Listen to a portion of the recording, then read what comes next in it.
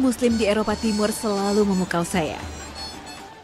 Bagaimana tidak, di tanah yang telah melewati beberapa dekade kekuasaan besar, hidup masyarakat Muslim dengan adat dan budayanya yang kuat. Makedonia menjadi tujuan selanjutnya dari perjalanan saya. Di negara yang namanya terasa asing ini, saya mengumpulkan kepingan informasi seperti apa kehidupan Muslim di tanah Balkan.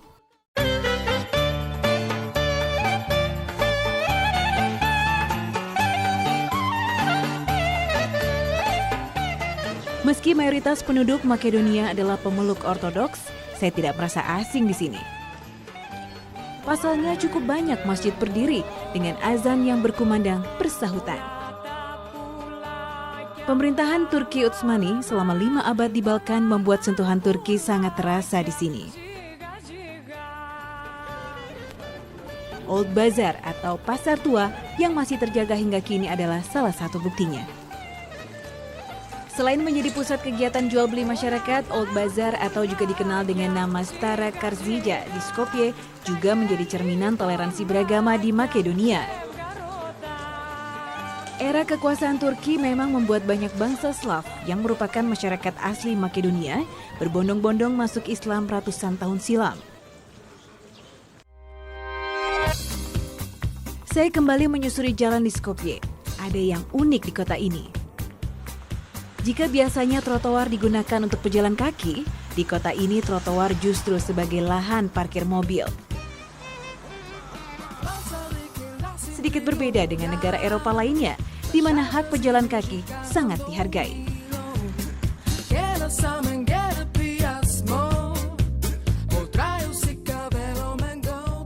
Kejayaan bangsa Romawi dan Turki meninggalkan warna tersendiri bagi Makedonia. Negara yang juga menjadi pecahan Yugoslavia ini kini telah bangkit dari gempa bumi yang melandanya di tahun 1963. Namun siapa sangka ternyata 30% penduduknya adalah Muslim. Bagaimanakah kisah mereka? Ikuti perjalanan saya di Jazirah Islam.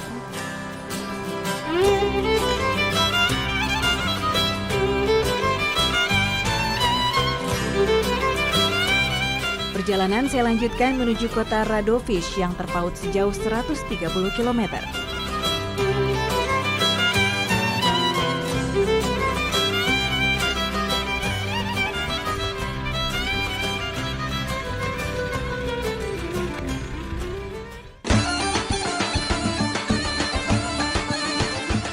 Ini adalah alasan utama mengapa saya ingin mengunjungi Makedonia. Ada satu perkampungan Muslim yang sangat unik dan terisolir dari kota besar. Mereka adalah suku Yuruci.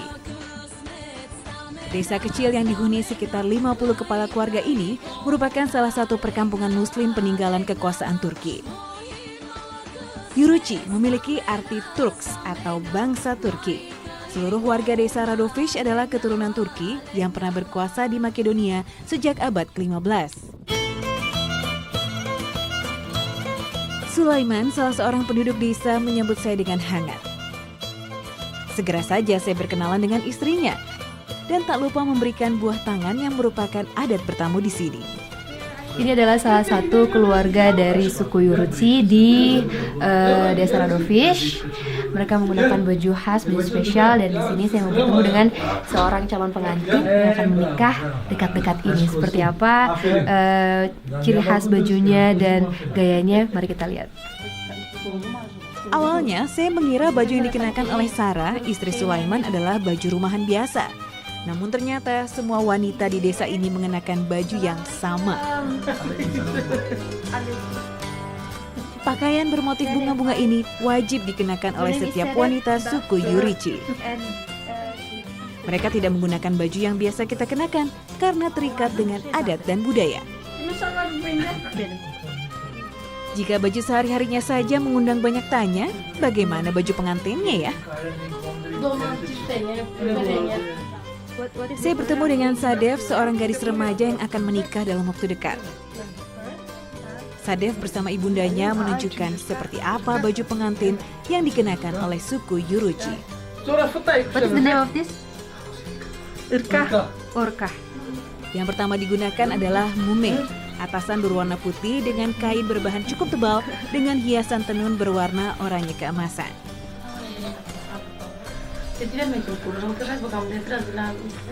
Dilanjutkan dengan futa, celana berwarna putih juga berhiaskan tenun. 14 years old. Jika menikah di umur 14 tahun dan calon suaminya sekitar umur 23 tahun. The husband will be 23 or 24, right? Ya. Setelah urka rompi berwarna hitam dikenakan, Sadef menimpanya dengan tuka kain mirip celemek berwarna senada yang diikat di pinggangnya. Pakaian ini mirip dengan baju tradisional Turki yang dikenakan oleh wanita-wanita di pedesaan. Bukan hanya pakaian saja yang mengandung budaya Turki, bahasa nasional daerah ini juga bahasa Turki. Sangat sedikit penduduk yang bisa bahasa Makedonia, apalagi bahasa Inggris. Kalung dan sabuk telah dikenakan. Saatnya merapikan rambut sang calon pengantin dan menutupnya dengan scarf pendek.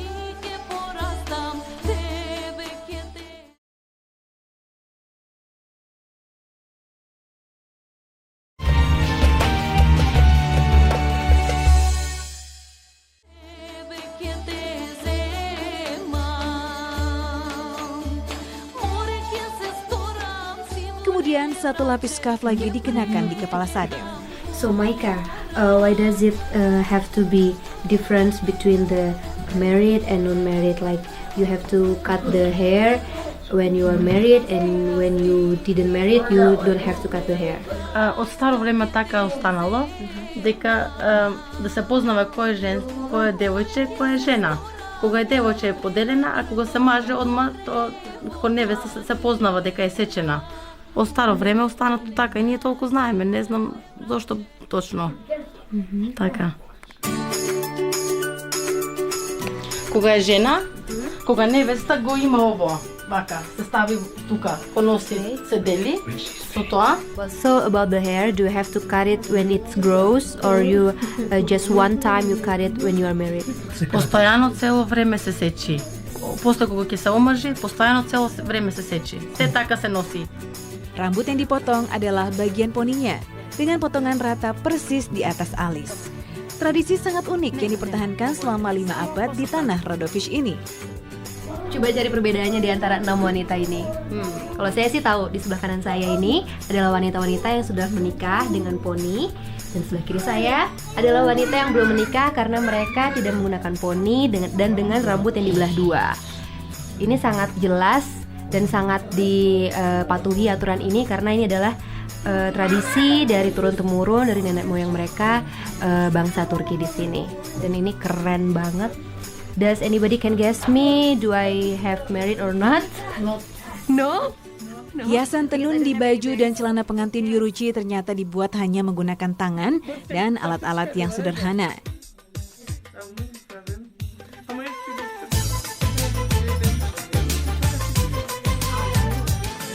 Tidak semua wanita di desa ini bisa menenun baju pengantin. Hanya segelintir wanita yang diajarkan turun-temurun dari ibu mereka saja yang bisa.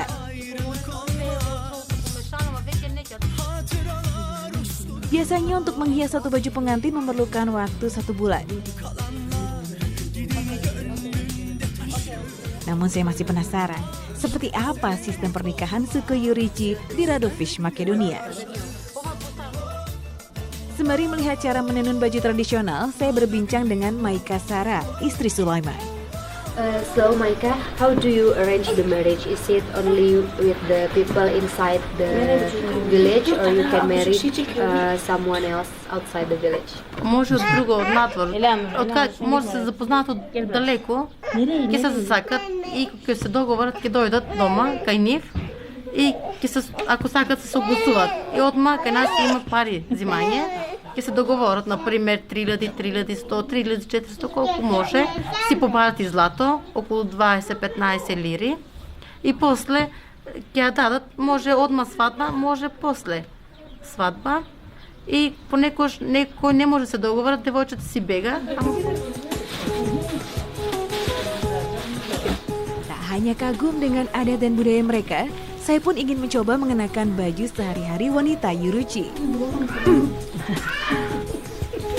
Ternyata kain untuk baju sehari-hari ini didatangkan langsung dari Turki. Tak ada toko atau penjahit yang menjualnya di sini. Dan rata-rata mereka menjahit pakaian ini sendiri. Cara menggunakannya cukup mudah. Scarf dilipat segitiga dan kedua ujungnya disilangkan di belakang leher, lalu diikat melewati kepala.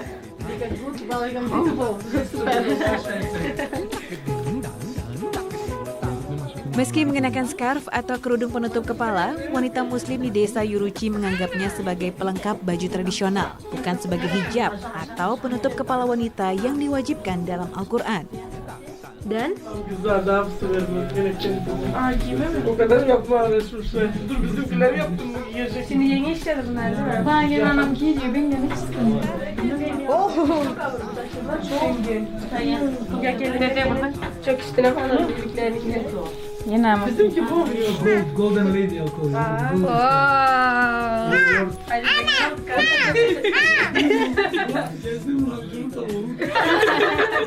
wah, kalau ini sih bukan baju biasa, ini juga salah satu bentuk baju pernikahan mereka karena menggunakan perhiasan dan kain ini Nikah güzel oldu. Hani kapıyı açın nikahı açıyor.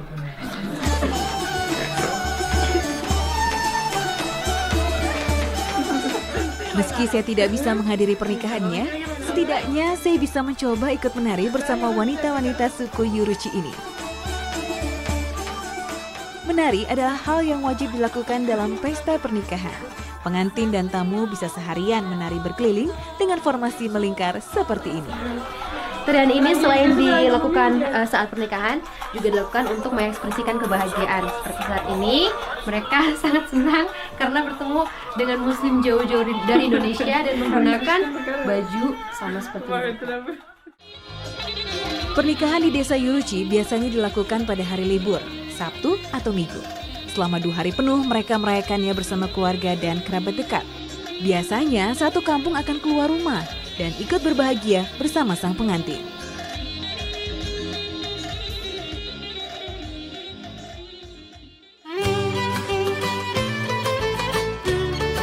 Desa suku Yuruchi tidak besar. Dengan berjalan kaki saja saya sudah bisa mengelilinginya. Suhu udara cukup bersahabat di siang ini. Kami bisa berjalan-jalan tanpa mengenakan jaket tambahan.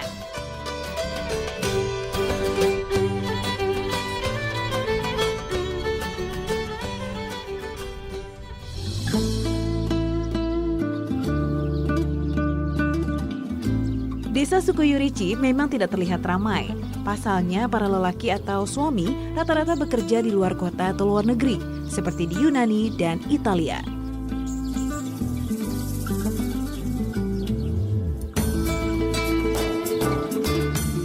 Yang menghuni desa ini kebanyakan para wanita yang bertugas menjaga ladang tembakau dan hewan ternak. Jailan dan sahabatnya mengajak saya membantu orang tuanya yang sedang merawat ladang.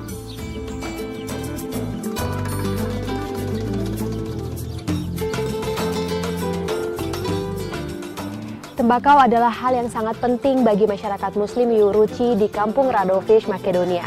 Dengan tembakau mereka bisa mendapatkan penghasilan utama dan ketika musim dingin tiba mereka bisa bertahan karena mereka tidak bisa melakukan apa-apa. Maka sejak mulai musim semi hingga musim panas, tembakau ditanam dengan baik dan akan dipanen untuk bisa dijual dan keuntungannya bisa digunakan untuk bertahan hidup pada saat musim dingin tiba. Perawatannya cukup mudah. Setiap hari bakal tembakau disiram dan dibersihkan dari rumput-rumput liar pengganggu. Jalan, do you like tobacco? Dali sakız tutuyor. Да. Ya? Yeah. Why? Сакам да помагам да побързо правите. Do you like to help working at the farm? Не знам, сакам да сите помагам. Што се ја справам, сакам да помагам за сите. А да не можем да работам, не помагам.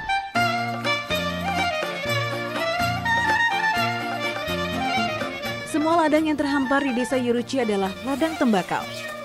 Jika waktu panen tiba, semua warga akan berbondong-bondong keluar dan bekerja di ladang.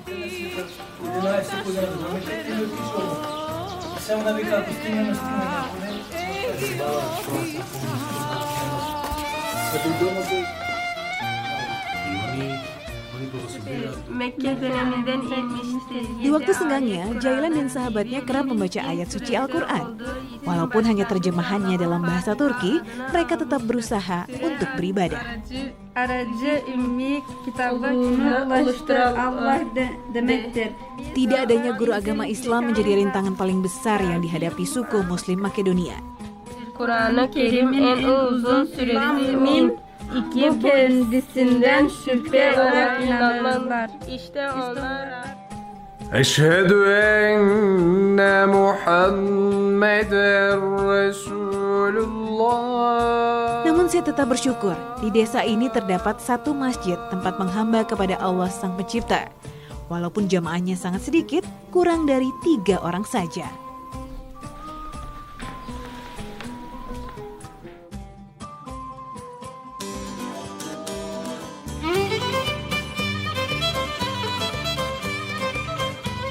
Kedatangan saya ke sini bagaikan membuka cakrawala baru bagi mereka. Pasalnya mereka sangat terkesima bahwa saya datang dari negara dengan penduduk muslim terbanyak di dunia.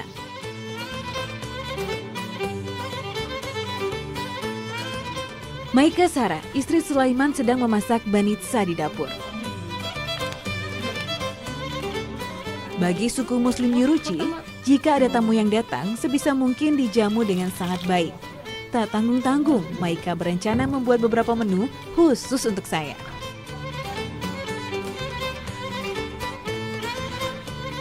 Banitsa adalah hidangan sejenis roti. Bahan-bahannya hanyalah tepung terigu, gula, garam, serta ragi.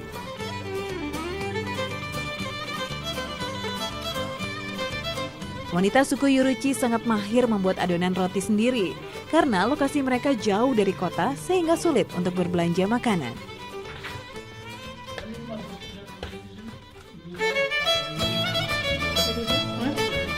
Sambil menunggu adonan mengembang, Maika membuat slatko sirenye atau keju manis.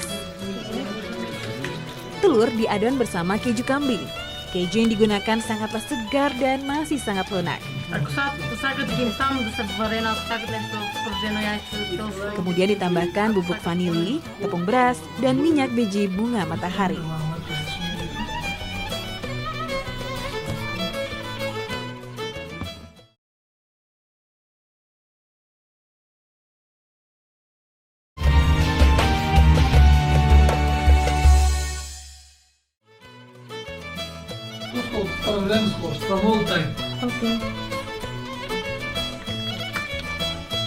Lalu dipanggang.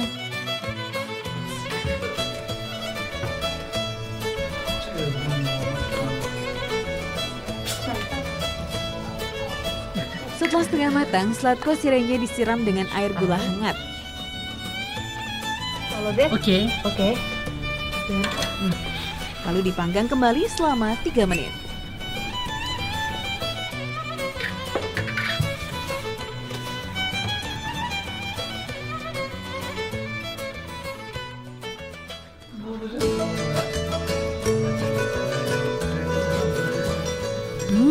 Adonan banitsa telah mengembang dengan baik.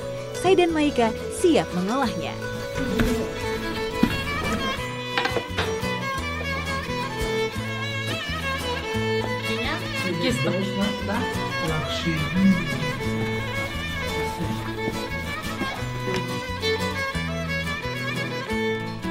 Banitsa adalah resep turun-temurun dari nenek moyang masyarakat Yuruci di Makedonia. Awalnya banitsa dibuat khusus untuk perayaan besar seperti pernikahan, namun sekarang mereka juga membuat banitsa untuk perayaan khusus seperti kelahiran bayi atau menyambut tamu. Dengan cekatan, Maika Sarah membuat lembaran-lembaran tipis dengan bantuan alat penggiling.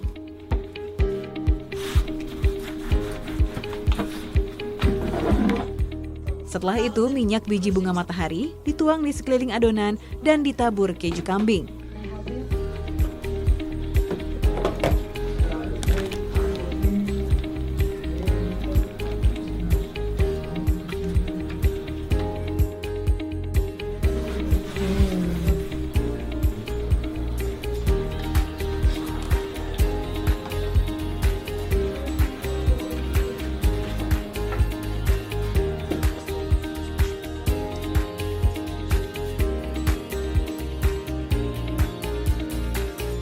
Adonan digulung panjang dan melingkar, begitu seterusnya hingga pinggan penuh.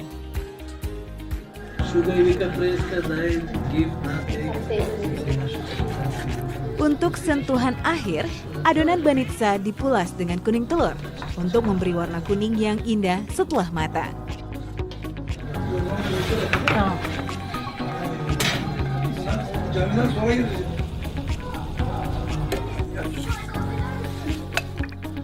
Maika dan suaminya Sulaiman lahir dan hidup di Makedonia. Suami istri ini telah dikaruniai 3 putra, namun tidak semuanya bersekolah.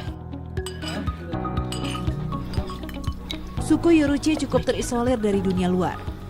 Mereka hanya hidup apa adanya, mengharap berkah Allah Subhanahu wa Ta'ala.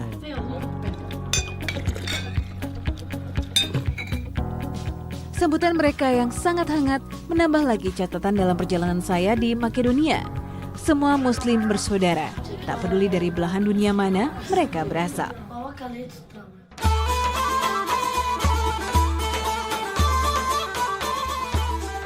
Hari telah berganti di Yuruchi. Saatnya saya bersiap untuk melanjutkan perjalanan di sisi lain Makedonia. 500 tahun bukan waktu yang singkat bagi masyarakat Muslim di Makedonia untuk menjalani hidup mereka dalam tuntunan Islam. Semoga tidak hanya teguh mempertahankan adat dan budaya saja, namun semangat Islam terus menerangi hati mereka.